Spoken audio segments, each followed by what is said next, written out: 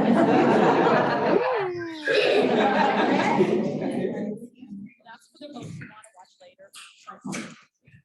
Good afternoon, everyone. I am Kristen Warzoka. I have the pleasure and privilege of serving as the president and CEO of your Greater Cleveland Food Bank. I see a lot of familiar faces in the room, which is so much fun today. And we're just so glad that you were able to carve time out of what we know are very busy schedules to come see our new partner distribution hub for those of you who are here for the first time, and to hear about our strategic plan. So, we are an organization that is very committed to strategic planning.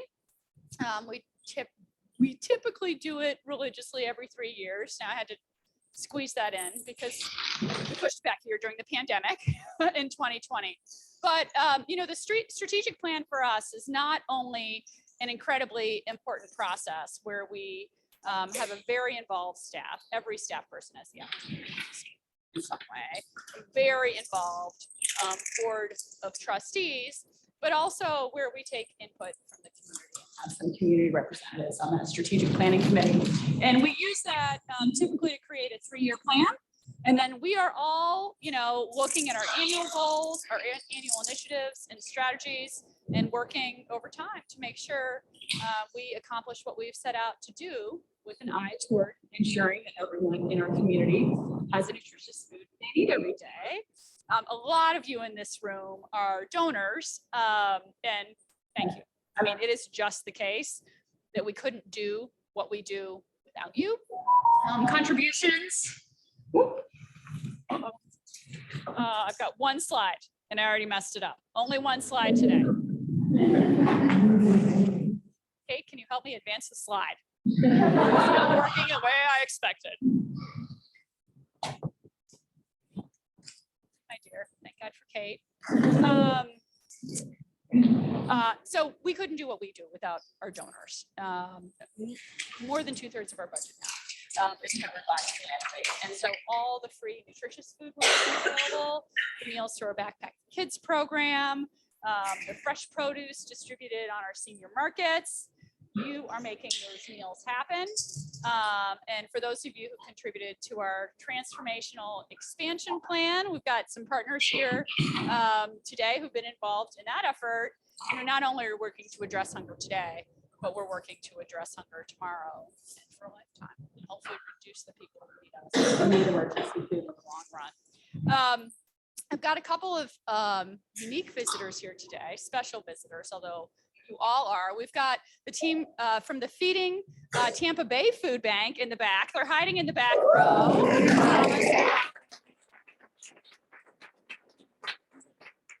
See our new facility and hear what we're doing at our Community Resource Center. And we have the wonderful opportunity to learn from them as well. They run a wonderful food bank in Florida. And, one of the best things about food banking, in my view, is that we've got this network of 200 food banks across the country.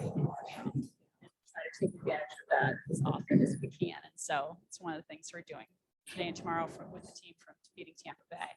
But my job here is not just to thank you all so much for everything you do for the community and for the food bank and all of the amazing nutritious meals you make possible, but also to introduce two of our food bank rock stars who are going to be doing the presentation today. One is Jessica Morgan. Jessica in the back. Jessica is our Chief Programs Officer, and she is essentially responsible for leading all of our most mission-related work. And she's been with us for about 10 years, maybe 11 now, has served in a variety of roles at the food bank, and almost no one better equipped to talk about our strategic plan because she is leading so much of this really important work. And Tiffany Scruggs, sunshine on 2 feet, our VP of Client Services. For those of you who know her, you'll see if you don't know her yet. Tiff leads all the work that is direct to clients, as well as working with our agency services and partner program team. So the two of them will be doing the presentation today. We also have lots of folks from our fundraising team here. Should you have questions at any point during the presentation or during the tour that follows it. One last thing I'll say, which is not on the slide, is that one of the great things about this new facility, and one of the things that I'm proudest of, is the fact that it's working. So we really wanted to get in here before the holidays, but even more importantly, before the end of the extra pandemic era SNAP or food stamp benefits. We knew that a whole lot of people in our community were going to have less money to spend on food, and that would have very significant impact. And so we were able to do that by moving in October. In our first 6 or 7 months, I guess, of operation, we've distributed 2.1 million more pounds of food than we did in the same time period last year. And that's because of the capacity that this new facility gives us.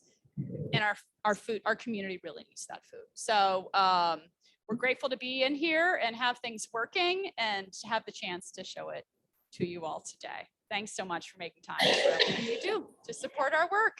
Yes,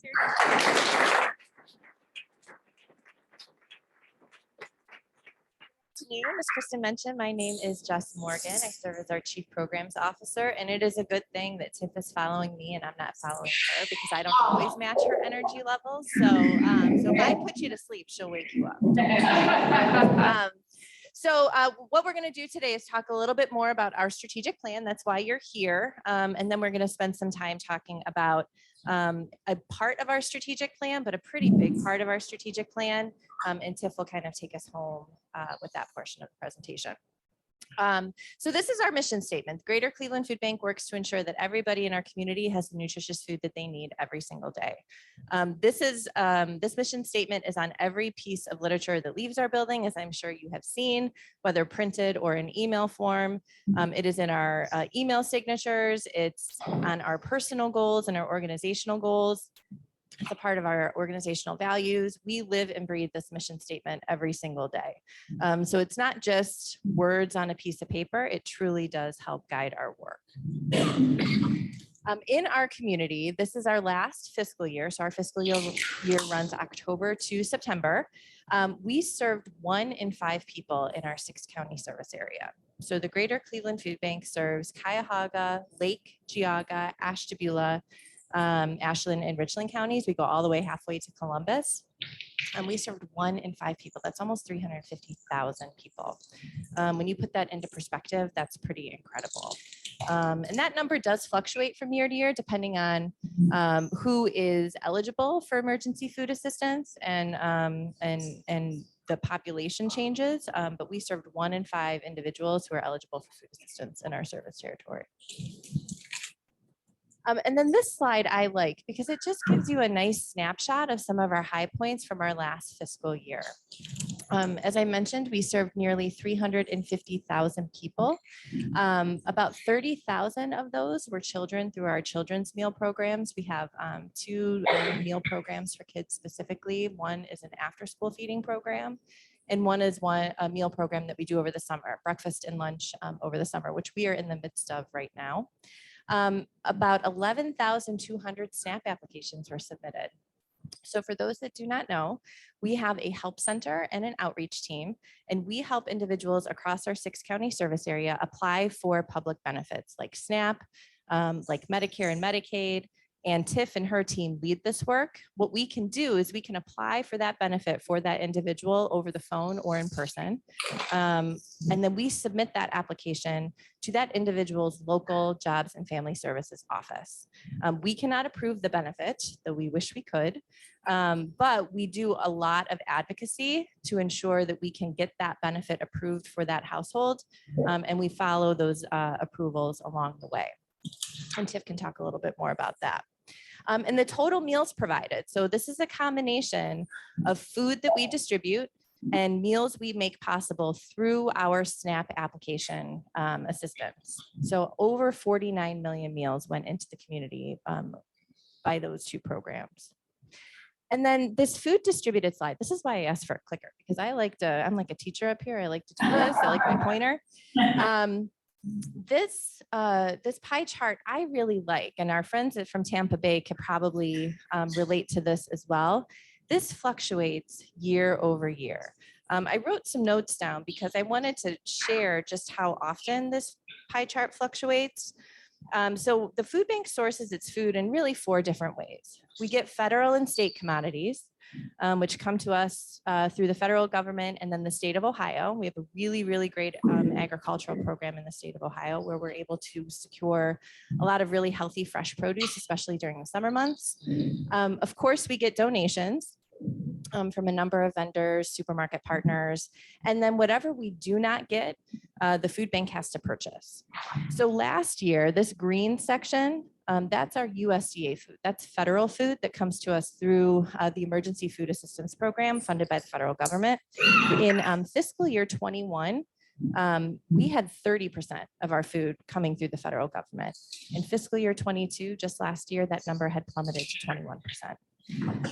Pre-pandemic, so if we're thinking, back to 2019, the amount of food that we purchased was below 10%. Now we are purchasing up to 23%. This is the highest percentage of food that we've ever had to purchase in the food bank's history. And we're really keeping a close eye on that. Of course, when the pandemic hit, our donations plummeted. So when we went to the grocery store, we couldn't buy the things that we needed. And when there are bare shelves at the grocery store, that is not good news for food banks across the country.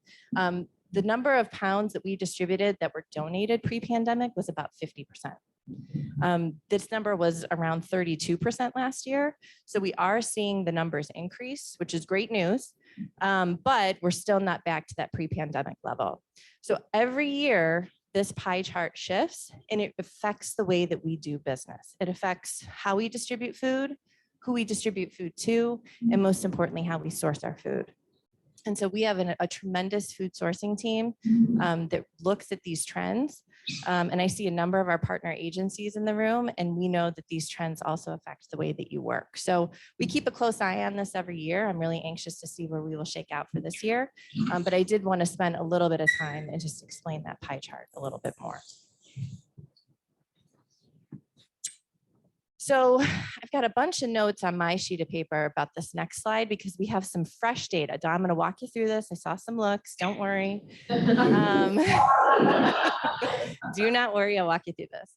So this line graph, each different color line represents a different fiscal year, dating back to fiscal year 19. The orange line right here is the current fiscal year that we are in. And what this is helping us to track is the number of unduplicated people we serve by month. You still with me? Okay. So I do want to call out the red line right here. So this is 2020. This is when the pandemic hit. This is when the world shut down. And up until that point, we had seen some of the highest numbers we had ever served.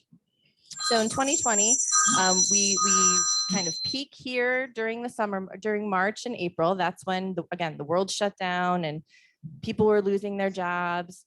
We saw that number drop once there was some additional assistance made available through extra unemployment benefits, the stimulus checks. And then through the summer months, when those extra unemployment benefits and stimulus checks ended, we started to see an increase, peaking here in August. Fast forward to 2023. So I'm going to manifest this and just say I feel like we are well out of the pandemic by now. At least we're not back in 2020 and 2021 levels with COVID. And so you should think that because we're kind of out of that pandemic area, that the number of people that we are serving would drop. We are not seeing that at all. So in November of our fiscal year 2023, we were pretty neck and neck with where August was in 2020. And then we saw, just some seasonal drop in number of people served. But look where we are now. So this is May, 131,000 unduplicated people served during the month of May in our service territory. And about 10 minutes before I got in this room today, we received an email that number is now at 134,000 for June. So we are not seeing a decline at all, despite the fact that we are out of the pandemic. And there's a couple reasons for that. Question? I was going to ask that. Is it inflation? Is that one of the reasons? What's going on? Sure. So there are a few reasons for this. One is inflation. We know that when we go to the grocery store, food is just more expensive across the board. I think about feeding my little family of 4, and we are probably paying $75 to $100 more a week than we did maybe 2 or 3 years ago. So that's number one. Number two is, I talked about the pandemic and some extra benefits that happened during the pandemic. One of those benefits had carried over all the way through the end of February of this year, and that was the emergency SNAP allotments. So for every household that was eligible for SNAP, when the pandemic hit, the federal government essentially passed a bill that allowed every household to get the maximum number of dollars that they could receive for their household size. In February, those extra SNAP allotments went away, bringing households back down to their pre-pandemic SNAP allotment levels. In some cases, especially for seniors, that could have been hundreds of dollars lost every month. So again, that happened in February, which is right about here. And here we are. Ever since February, we have been making history essentially. From March of 2023 to June of 2023, we served 33,000 more people than we did the same time period last year. 33,000 more people than the same time period last year. Just let that sink in for a moment. Question? This is actually a backtracking question on the prior slide where you were referencing the increase in the amount of purchased food because decrease percentage-wise, at least, in the amount of federal food. What was the driver for that? When essentially the federal government purchases surplus food from farmers who cannot sell it. That food is made available through the Emergency Food Assistance Program and through the National School Breakfast and Lunch Program. There is not a lot of surplus food right now. So the surplus food that is available traditionally across the country is just not what it used to be. Farmers are able to sell their product, which is great, but then it leaves kind of this gap between, and this is in the simplest of terms, essentially, it does leave that gap of product that then food banks and schools are not seeing. Great question. So we are keeping a close eye on this number. We are making sure that our network of partners are aware, and I'm sure I saw a couple of nods in the room from our network of partners. I know that they are seeing increases at their food pantries and hot meal sites. But our hope is that the work through our strategic plan will provide some hope for these individuals who are struggling. So let's get into the plan. Kristen mentioned that we are an organization that plans. We live and breathe by strategic planning. This is my fourth, I believe, plan at the food bank. And I rest assured and tell you that this is not a document that sits on shelves collecting dust here. We refer back to this plan all the time. As Kristen mentioned, it's part of staff personal goals, organization goals. We meet monthly to track the progress of this plan as a leadership team. We are very, very committed to following through on our strategic planning, and we are also really flexible when we need to be. So we know things come up and we need to pivot, but we generally speaking stick to our plans. So just some key data for consideration. When we put the plan together, of course, these numbers have shifted a little bit since then, but when we put the plan together, we knew that we were serving about 349,000 people, but there were over 557,000 people who were eligible for food assistance. That leaves this gap. Now, not all 208,000 people are going to visit a hunger relief program. And we know that, but we do know that there are a lot of people within this 200,000 number who need the help. And so our job is to make sure that we can reach them. And we hope that our plan will do that. You're in this beautiful new building. This was phase one of our expansion project. It's a 3-phased plan, which I'll talk about in a little while. And so we need to utilize the capacity of this building to help serve more people. So you'll see some detail in the plan about that. And then of course, our renovated community resource center at South Waterloo is phase 2 of our expansion project and also a big part of our strategic plan. And Tiff will talk a little bit more about that. So I did want to tee up a little bit about how we got to our plan, some of the planning that went into the plan. And so first and foremost, what we did was we sent out a staff and board survey. We asked our staff, we asked our board, and I'm seeing Mike Moraldo, who's on our board. Thanks for being here, Mike. We have a very committed board of directors. And so we wanted to ask the staff and the board, you know, what do you want to see in a plan? We've got a great foundation. We have great programs. We know that they're effective. But what do we need to consider now that we're in a new space and essentially renovating another one? So I did want to point out just a few of these. So first and foremost, infrastructure and capacity. We could have this brand new space, 197,000 square feet, and inside these four walls, all of the room that we need to distribute more food. But if we don't have the right capacity within these four walls, this building will do us no good. So we were very thoughtful about staffing. We were very thoughtful about things like IT and systems, and making sure that we're making the right investments along the way to allow us to continue to grow. Post-pandemic and economic issues. So I've already touched on this a little bit. How do some of the things that happened during the pandemic, what is that carryover like? And how do we need to ensure that we're planning for that in all of our programs and our services? Our wraparound services. So the food bank will always be here to distribute emergency food. And I think in the greater Cleveland community, we are so fortunate that there are a number of nonprofit partners who provide access to really critical resources and do that well. So when we say we want to provide wraparound services, it does not mean that the food bank is all of a sudden going to become an employment agency or a housing agency or a healthcare facility. We are working with some tremendous nonprofit partners who already do that exceptionally well. And so it's how do we partner with them? And then how do we connect individuals who are in need of food to other resources so that they can become more self-sufficient. And this is some of the work that we're doing through our Community Resource Center. And then finally, our continued DEI initiatives. So for a number of years, the food bank has really focused on internal diversity, equity, and inclusion practices. We've won a couple of awards. We're very proud of the work that we've done. We have an opportunity to do more of that externally. And so we want to look at our DEI efforts, how we distribute food, who we're distributing food to, and what type of food we're distributing where, and ensure that we are able to meet the needs of our community through a DEI lens.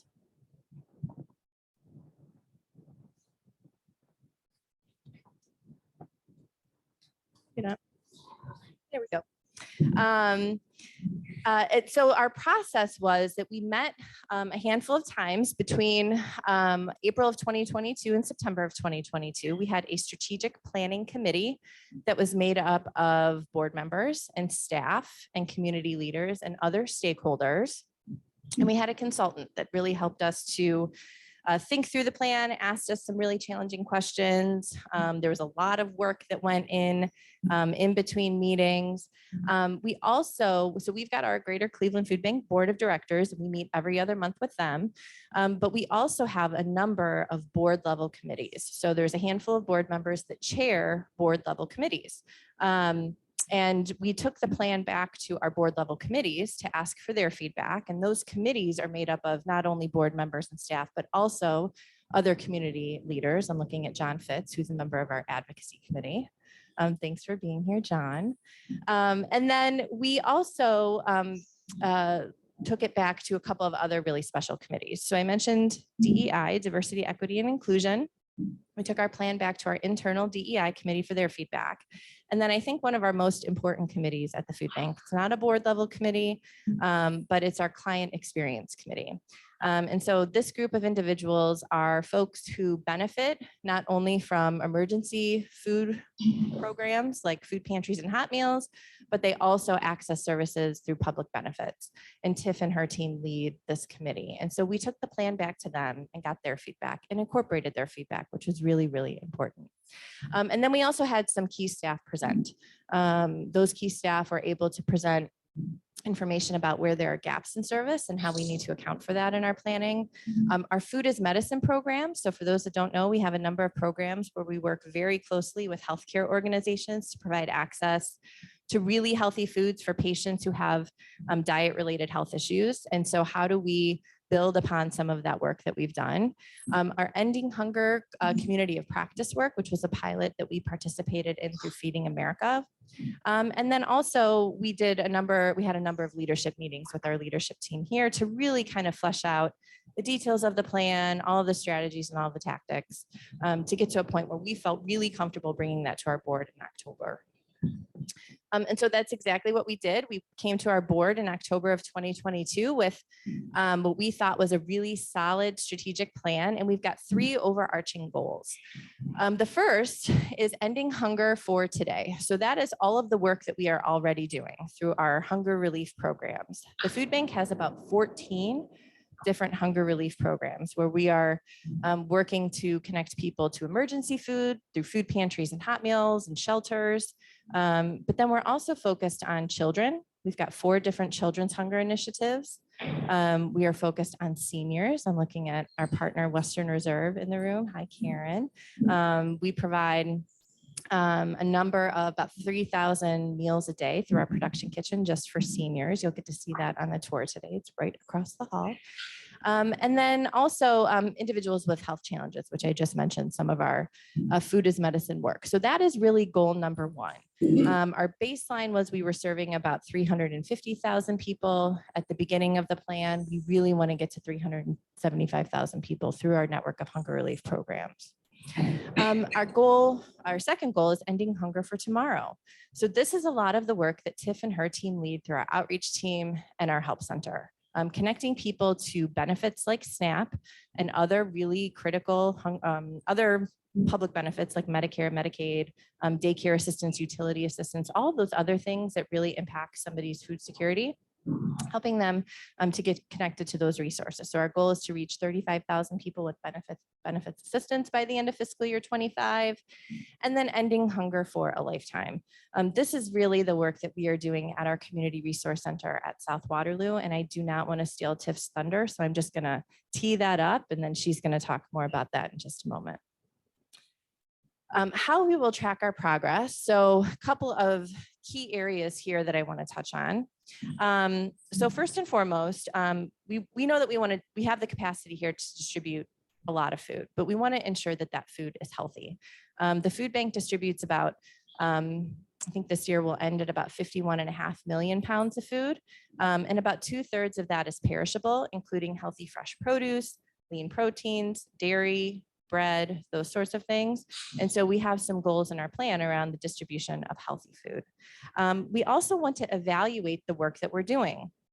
So I mentioned our 14 different hunger relief programs, but are they working? And so we've got a plan to really do a deep dive into all of our programs, get feedback from people who are benefiting from the programs, from the agency partners who are operating the programs, and learn more about how we can help to support their capacity. And then finally, expanding our most effective programs. So, looking at, how our programs reach people, essentially. We want to ensure that we are reaching everybody who is eligible for food assistance, and that includes everybody within a household. So we'll be spending some time to evaluate that as well. And then goal number 2, again, that ending hunger for tomorrow work, is connecting people who are income eligible to the public benefits that you see listed here, but also, and maybe even more importantly, increasing the approval rating for SNAP applications that we are submitting on behalf of people we serve. I mentioned earlier, we cannot approve the benefit, but we can do a lot of advocacy to ensure that individuals who are eligible are receiving that benefit. And we work very closely with our local Jobs and Family Services office to ensure that those numbers are increasing and that individuals who are eligible and who have turned in all the information they need to turn in are being approved in a timely manner. If you have questions about that, I would encourage you to talk to Tiff after the presentation today. And then goal number 3, we are in the midst of renovating our Community Resource Center right now, our former facility on South Waterloo. We cannot wait for you to see it. I was just there yesterday. It looks completely different. You're not going to recognize it, especially if you've been there a number of times. Our goal is to open that this fall. And so Tiff is going to chat with us about that soon. So this is our kind of expansion plan, phased in approach. You are in phase 1. This is phase 1. This building is phase 1. So everything in the top row in blue is our partner distribution hub. We broke ground in this building in April of 2021. We had great construction partners who helped us get into this building, as Kristen mentioned, in October of 2022. And it is working for us as you heard earlier. Phase 2 is the renovation of our Community Resource Center. This project is really, really important. The goal of our Community Resource Center is to connect people not only to healthy food by way of a food pantry, but also to other key nonprofit partners who will connect individuals who are in need of hunger relief to other programs to help them become more self-sufficient. So there are a couple of community resource center partners in the room, and I just want to make sure that you are acknowledged. So if you could raise your hand, I'm looking at United Way, I'm looking at Tri-C.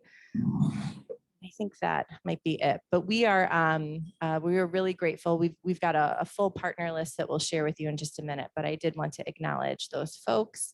And then phase 3. So phase 3 has not necessarily started yet, but we've got some plans in place to help us get there. So the Community Resource Center at South Waterloo is one of 3 resource centers that we are striving to establish. Once the Waterloo Resource Center is open, we will be focusing our attention on identifying locations for another resource center on the west side of our service territory, as well as the south side.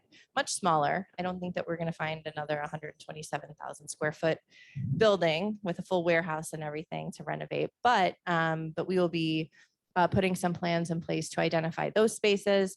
And then one of my most favorite parts about our expansion project, because I started in the agency services and programs space here, is supporting our network of partners. So if you're a partner agency in the room, could you please raise your hand? I see a couple. So, we could have this big, beautiful facility full of healthy food to distribute, but if our partners who are helping us to distribute that food in the community don't have what they need to get more food out and serve more people, this building does us no good.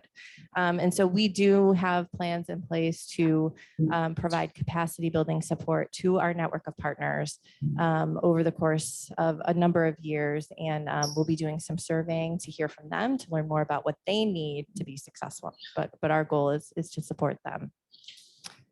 So that takes us to our community resource center. I do know that there's going to be time for questions at the end.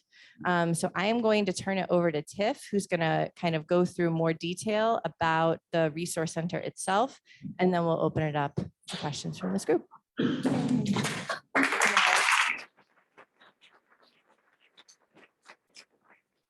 Well, thank you all for your time today. And I think it's always important to build a little relationship, if I may. So I see a lot of friends here. In addition to my time here, I've been at the food bank for 7 years. I spent 12 years in Slavic Village at University Settlement, helping to develop wraparound services for the community. Hey, Bob, see a lot of friends. And so this is just dream world to have the opportunity to transition that work here to the Greater Cleveland Food Bank. So why? Think about our neighbors in need. And I use the word neighbor instead of client, just to clarify. That doesn't mean you have to live on this street, that you have to live in this zip code, that you have to live in this city or county. Neighbor is anyone who would benefit from our services, okay? So when we think about social determinants of health, social determinants of work, for us as food bankers, these are the main drivers of being food insecure, which means you don't always know where your next meal is coming from. So if you have the desire or need to obtain food, you also have a need within employment, housing, and healthcare.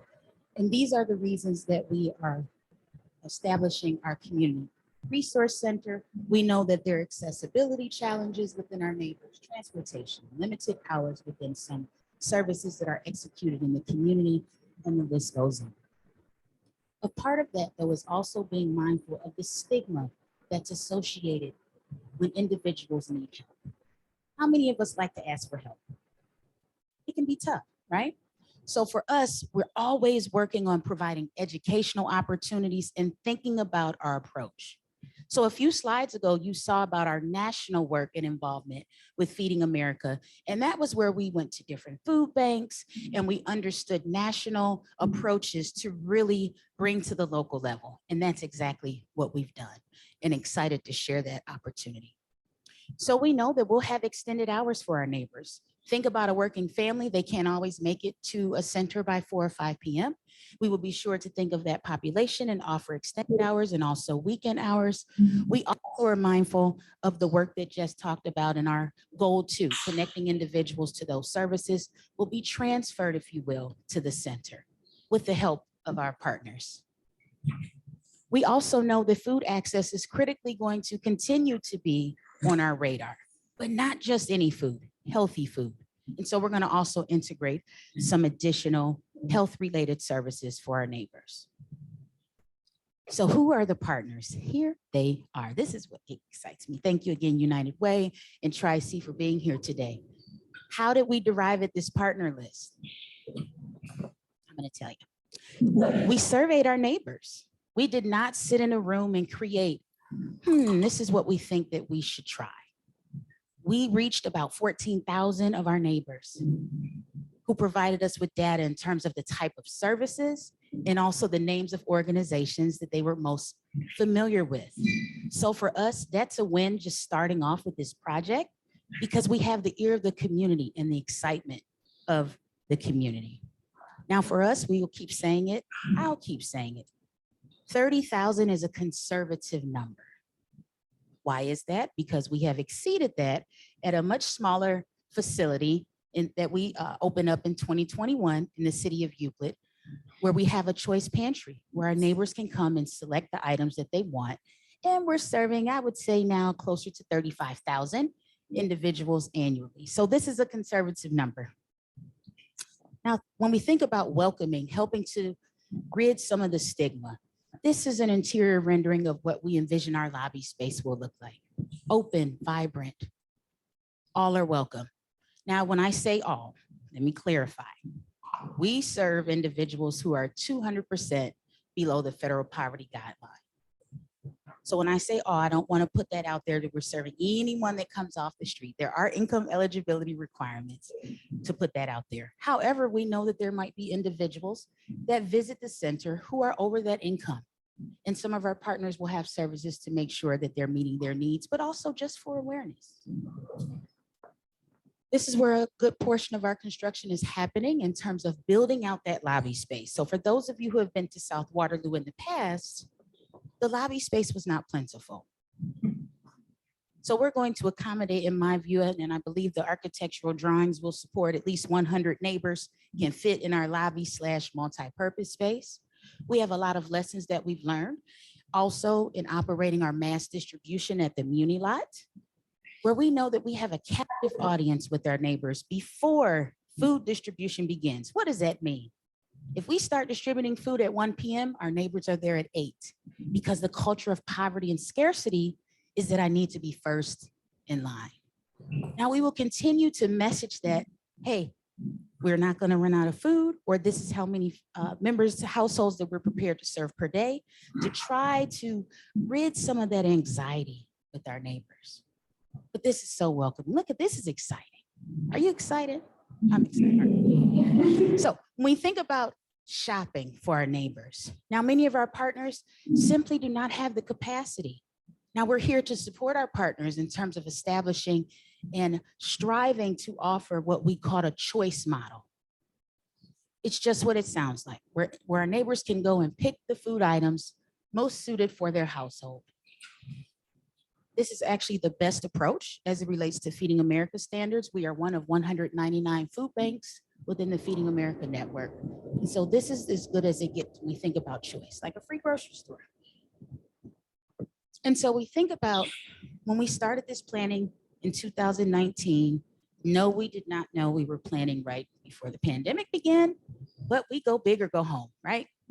So in terms of 10 years, what we envision, more people, more meals, focusing on our kitchen meals. We know a way of the future is to be thoughtful about prepared meals.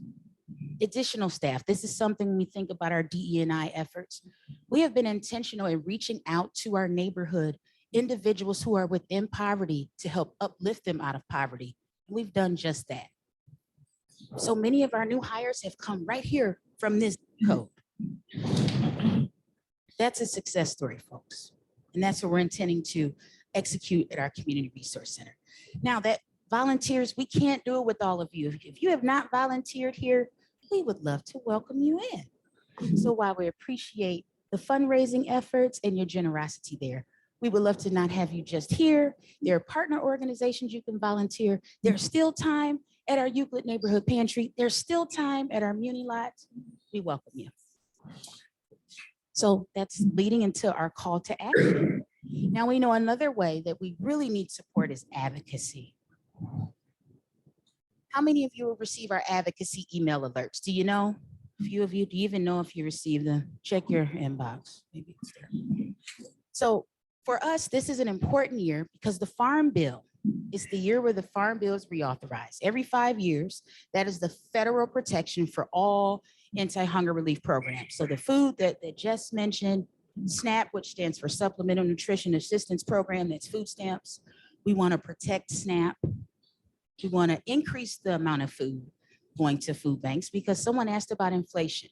If we remain status quo, we can't meet the increased need and adjust with the increase monetary in the budget that we've had to adjust so quickly because of having to buy purchased food.